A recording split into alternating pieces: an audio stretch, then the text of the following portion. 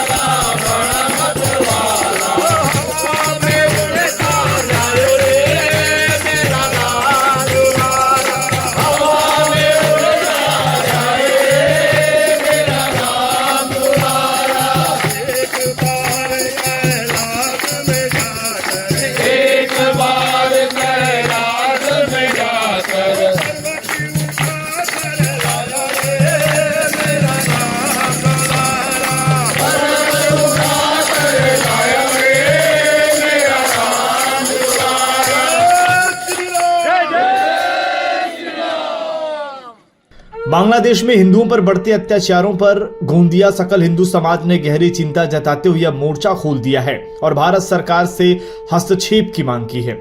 RSS विश्व हिंदू परिषद की अगुवाई में बांग्लादेश के 1 करोड़ 31 लाख हिंदुओं को बचाने के लिए भारत के 109 करोड़ हिंदू एकजुट हो चुके हैं तथा संपूर्ण देश में मानवाधिकार दिवस पर 10 दिसंबर को महारैली का आयोजन किया गया है। गोंदिया में महारैली की शुरुआत सुबह 11 बजे नेहरू चौक से शुरू होकर कलेक्टर ऑफिस के लिए होगी। पतंगा चौक तक महाबाइक रैली जाएगी, जहां से पैदल जाकर शिष्टमंडल कलेक्टर को ज्ञापन सौंपेगा। बांग्लादेश में हो रही हिंदुओं पर हिंसा के खिलाफ देश का हिंदू गुस्से में है। ऐसी एकता पहले कभी नहीं देखी गई। बता दें कि दोनों देशों की सरहदीय सीमा पेट्रोपोल बाइट पर संतों का भी प्रदर्शन शुरू हो गया है और सरकार को क्लियर मैसेज दे दिया गया है कि बांग्लादेश से मालदीव जैसा ट्रीटमेंट होना चाहिए। बांग्लादेश की रोटी भारत पर ही निर्भर है, इसलिए बांग्लादेश से हर तरह का संबंध तोड़ने का वक्त आ गया है। हिंदुओं पर जुल्म नहीं रुका तो भारत के हिंदू सरहद लांघ जाएंगे। संख्या जो थी वो 22% थी, आज घटते घटते वो 8% 7% पर आ गई है। इसकी क्या वजह मानते हैं? क्या मतलब वहाँ पे डर के मारे, डर की वजह से उन्होंने जो है तलवार के दम पर सलवार पहन ली, या फिर वहाँ पे जो हिंदू बच्चे, जैसे आज कहा जा रहा है मोहन भागवत जी की ओर से भी कहा गया है कि 2 बच्चों से काम नहीं चलेगा, हर परिवार में 3 बच्चे होने चाहिए। आप इसको किस नज़रिए से देखते हैं? कट्टरपंथी मुसलमान जो है वो चाहता है कि हमारा देश पूरा तरीके से देवबंद के इशारे बहने उस पर चले और सिर्फ मुसलमान ही उस देश में रहे करके वो पूरा नियोजन प्लानिंग करके हमारे हिंदुओं को वहाँ से संख्या कम कर रही। जो आप ये देख रहे हो विषय क्या था, तो विषय सुप्रीम कोर्ट ने वहाँ के आरक्षण को देख के मामला दिया, लेकिन वो दो जो लड़ रहे थे जातियाँ आरक्षण के मुद्दे, वो दोनों एक हो गई और एक क्या कर रही, तो हमारे हिंदू मंदिरों पे हमले किए, हमारे जमीन जायदाद पर लूटने का काम किया और हमारे हिंदुओं को मारने का काम किए।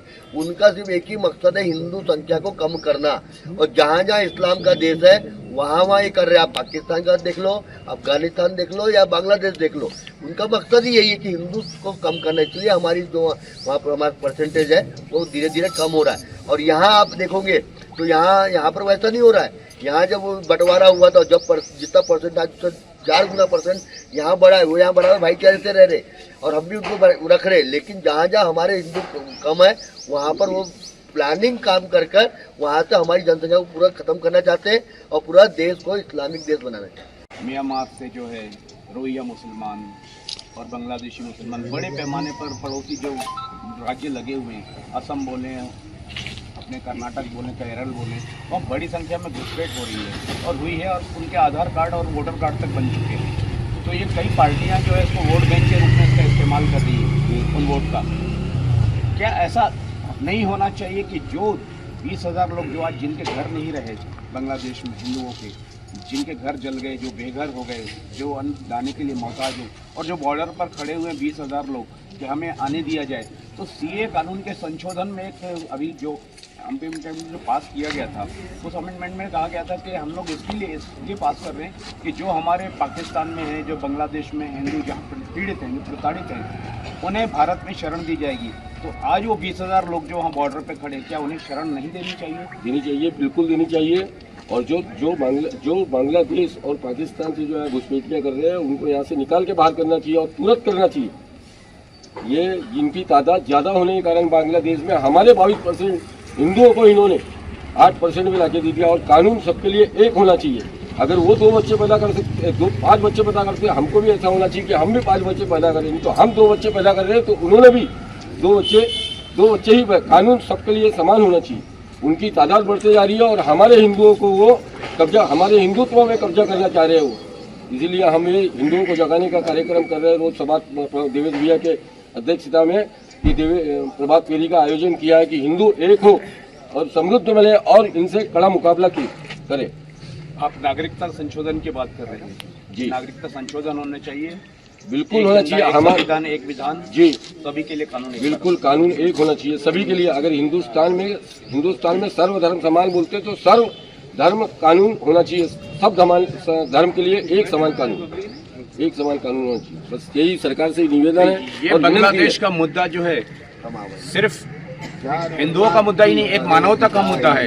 आज बड़ी संख्या में जो है ये देख रहे हैं आप, जैसे मेरे पीछे कि हिंदू समाज जो है सड़कों पर है और आने वाले 10 तारीख को सभी से आह्वान कर रहे हैं कि बड़ी से बड़ी संख्या में इस मोर्चे में शामिल हो और अपनी ताकत का परिचय दें। बांग्लादेश में हिंदुओं पर हो रहे जुल्म को लेकर अब आवाज गोंदिया में भी उठ चुकी है। मेरे जैसे पीछे आप देख सकते हैं बजरंग दल और विश्व हिंदू परिषद RSS के दौर से एक कीर्तन यात्रा निकाली जा रही है।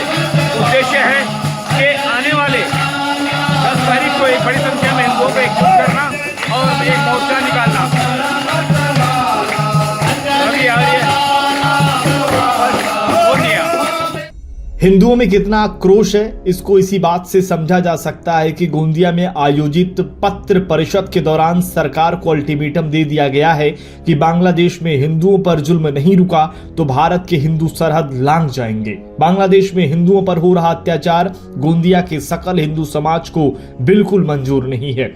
इसलिए उनका कहना है कि बांग्लादेश में हिंदू मंदिरों में तोड़फोड़ पर रोक लगनी चाहिए। इस्कॉन के संत चिन्मय कृष्णदास समेत दूसरे संतों को अन्यायपूर्ण कारावास से मुक्त करें, हिंदुओं पर हमले कर रहे कट्टरपंथियों पर नकेल लगे तथा बांग्लादेश को कोई भी सुविधा ना देकर केंद्र सरकार उससे व्यापार ट्रेड बंद होनी चाहिए। ऐसी एकता यूनिट कभी नहीं देखी गई। हिंदुओं को जगाने के लिए प्रभात फेरी। RSS विश्व हिंदू परिषद, इस्कॉन और सकल हिंदू समाज गोंदिया की ओर से पिछले 1 हफ्ते से प्रभात फेरी कीर्तन द्वारा एक आवाज उठ रही है। बांग्लादेश में पूरी तरह से मानवाधिकार का खुला उल्लंघन हो रहा है। इसलिए हिंदुओं की यही पुकार, बांग्लादेश हो पक्का इलाज। बांग्लादेश में हिंदुओं पर अत्याचार पर RSS ने भी मोर्चा खोलते हुए सरकार से एक्शन लेने की मांग की है। मानवाधिकार दिवस 10 दिसंबर को गोंदिया के महारैली को सफल बनाने के लिए प्रभात फेरी का सहारा लिया जा रहा है तथा भजन कीर्तन के माध्यम से यह संदेश दिया जा रहा है कि मानवाधिकार सिर्फ कुछ लोगों के लिए है क्या, बांग्लादेश में हो रही हिंदुओं पर हिंसा के खिलाफ एकजुट होने का आह्वान करते हुए अधिक से अधिक संख्या में महारैली में शामिल होने को कहा जा रहा है। गोंदिया से न्यूज फर्स्ट के लिए वरिष्ठ संवाददाता रवि आर्य की रिपोर्ट।